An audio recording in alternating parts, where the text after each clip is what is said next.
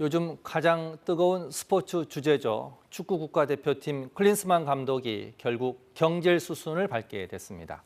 대한축구협회 전력강화위원회가 경질로 의견을 모았고 이제 정몽규 회장의 결단만 남아 있는데요. 자, 축구대표팀 당장 다음 달 월드컵 예선 경기가 예정돼 있습니다. 상황이 좀 복잡합니다. 최동호 스포츠평론가와 자세히 살펴보겠습니다. 자, 어서 오십시오. 예, 안녕하세요. 예, 오늘 오후에 축구협회가 공지를 냈습니다. 내일 임원회의 개최하겠다. 예. 자, 전력강화위원회는 사실은 감독의 거취를 결정할 권한이 없습니다. 자, 그러면 내일 정몽규 회장도 회의에 나오는데 예. 결정이 나옵니까, 내일은? 결정하려고 내일 긴급 임원 회의를 소집을 한 거겠죠. 예. 왜냐하면은 그 말 그대로 긴급 임원 회의거든요. 예정이 없었던 예. 긴급 회의가 소집이 된 것은 말씀하신 대로 이 전력강화위원회의 경질 의견을 수용을 해서 검토를 하겠다는 뜻인데. 예. 이 긴급으로 회의 일정을 잡은 것은 아마도 경질을 결정하기 위한 절차라고 보고요. 예. 이 정몽규 회장이 직접 참석한다고 했는데 네. 내일 정몽규 회장과 이 축구협회에 부탁드리고 싶은 말씀은 이렇게 이 소모적인 논쟁을 정리하기 위해서 내일 임원회의 끝나고 난 뒤에 정몽규 회장이 직접 결정사항을 브리핑을 해야지 된다. 예. 이 브리핑 내용에는 첫 번째, 이 클린스만 감독을 이 정몽규 회장이 선택을 했기 때문에 예. 클린스만 감독 사태에 대한 어떤 사과 반드시 포함이 될 테고요. 예. 그리고 이 선임 과정도 다시 한번 복귀해서 공개를 해야지 되고요. 예. 그리고 마지막으로는 다시 새 출발하기 위해서 축구 대표팀 어떻게 정리를 할런지 일종의 그 쇄신 방안을 마지막으로 밝혀야지 되겠죠. 여러 가지 내용들이 나올 수도 있고 또 안 나올 수도 있겠네요. 자, 그러면 지금부터 전력강화위원회가 언급한 그 경질의 이유 좀 분석해 보겠습니다. 첫 번째로 전술의 부재, 이걸 지적을 했는데 직접 한번 들어보시죠. 준결승에서 두 번째로 만나는 상대임에도 불구하고 전술적인 준비가 부족했습니다. 감독이 직접 다양한 선수를 보고 발굴하려는 의지가 보이지 않았다는 의견이 있었습니다.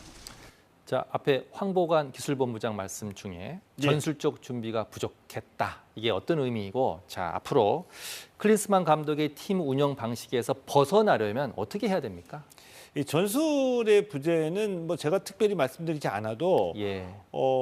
조별리그 3경기 그리고 16강전, 8강전, 4강전까지 우리 국민 모두가 함께 보셨기 때문에 예. TV에서 그냥 느낄 수 있다 이거죠? 예, 알 수가 있죠. 예.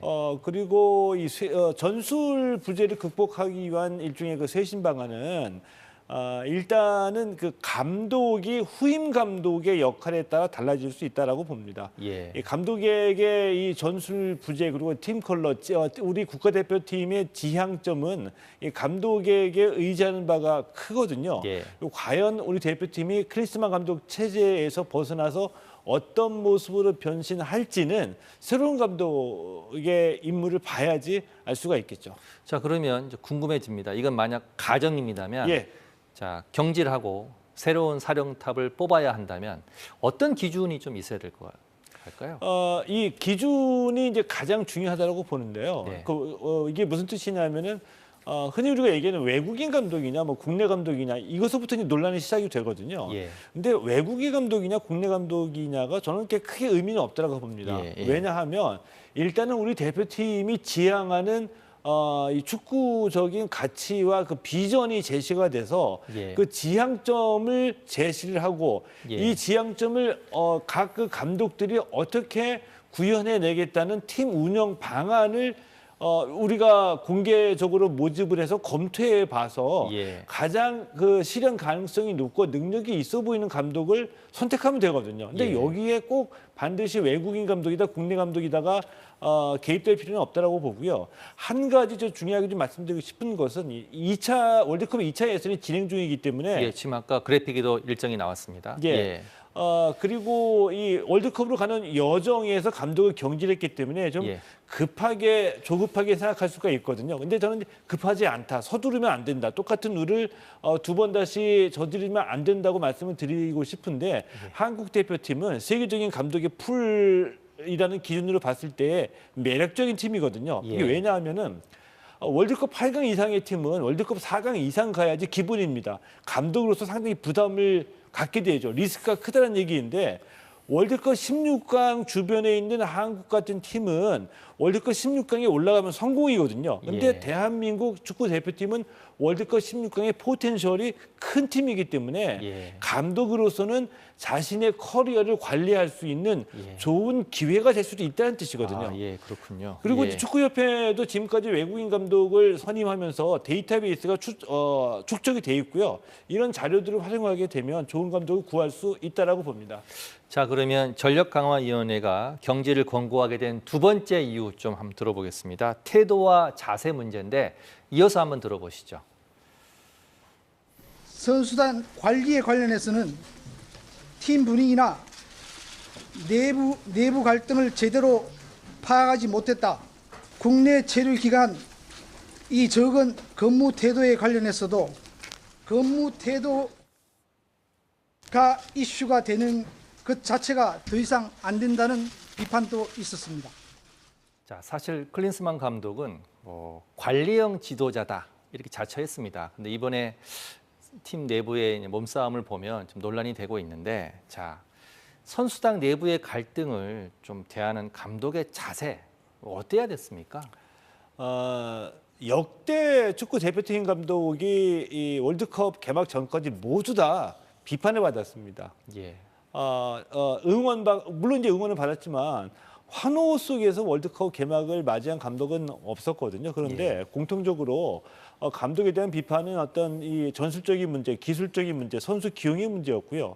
자, 그런데 이 클린스만 감독은 저는 이제 최악이라고 평가를 하는데 최악이라고 평가하는 이유는 예. 이 기술적인 문제를 넘어서서 태도와 자세의 문제가 나왔거든요. 예. 그러니까 이 한국 대표팀의 감독으로서 굉장히 무책임한 언행을 보여줬기 때문에 태도와 자세, 즉 인성이나 품성까지 지적을 받았고요.